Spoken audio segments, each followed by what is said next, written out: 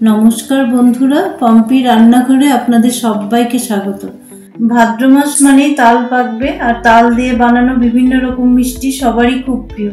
তাই আমিও আজকে আমার রেসিপিতে রেখেছি এমনই একটি তালের মিষ্টি। চলুন তাহলে আমার সাথে আমার রান্নাঘরে যাওয়া যাক।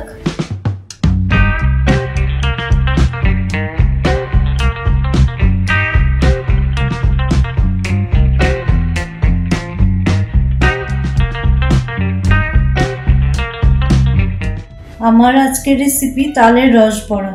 একটা ফ্রাইং প্যান আমি ওভেনে বসিয়ে দিয়েছি, তাতে হাফ চামচ মৌরি দিয়ে দিলাম। মৌরিটাকে একটু ভেজে নেব যতক্ষণ না সুন্দর গন্ধ বেরোয়।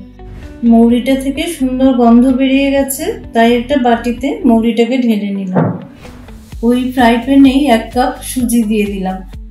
সুজিটাকে একটু রোস্ট করে নেব। সুজিটাকে 5-6 মিনিট রোস্ট করে নিয়ে একটা বাটিতে ঢেলে নিলাম। এবার সুজিতে 1.5 কাপ থেকে একটু বেশি রুম টেম্পারেচারে রাখা দুধ দিয়ে দিলাম।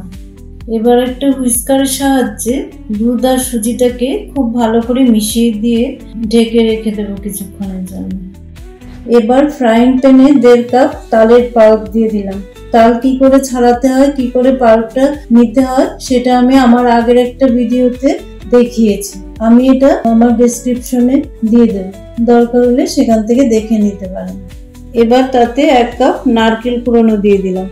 এবার তাল আর নারকেলটাকে খুব ভালো করে একসাথে মিশিয়ে নিয়ে নাড়তে থাকবে। এবার তাতে 1 পিঞ্চ নুন দিয়ে দিলাম। তাল আর নারকেলটা নাড়তে নাড়তে একটা মন্ডর মতো হয়ে গেছে, পুরো ময়েশ্চারটাই শুকিয়ে গেছে। এবার এটাকে একটা বাটিতে নিয়ে নেব। এবার গ্যাসে একটা কড়াই বসিয়ে দিয়েছি, তাতে 2 কাপ চিনি দিয়ে দিলাম আর প্রয়োজন মতো জল দিয়ে দিলাম। যতক্ষণ না চিনিটা ভালো করে গুলে যাচ্ছে, এটাকে একটু ফুটিয়ে নেব। চিনিটা পুরোপুরি গুলে গেছে। এবার তাতে 4-5টা এলাচ দিয়ে দিলাম, আরো কিছুক্ষণ ফুটিয়ে নেব। এবার ভেজে রাখা মৌরিটা তালের মন্ডের মধ্যে দিয়ে দিলাম, আর যে সুজি আর দুধটা ভিজিয়ে রেখেছিলাম সেটাও দিয়ে দিলাম। এবার তাতে 1.5 কাপ চালের গুঁড়ো দিয়ে দিলাম। এবার সবকিছুকে একসাথে খুব ভালো করে মেখে নেব।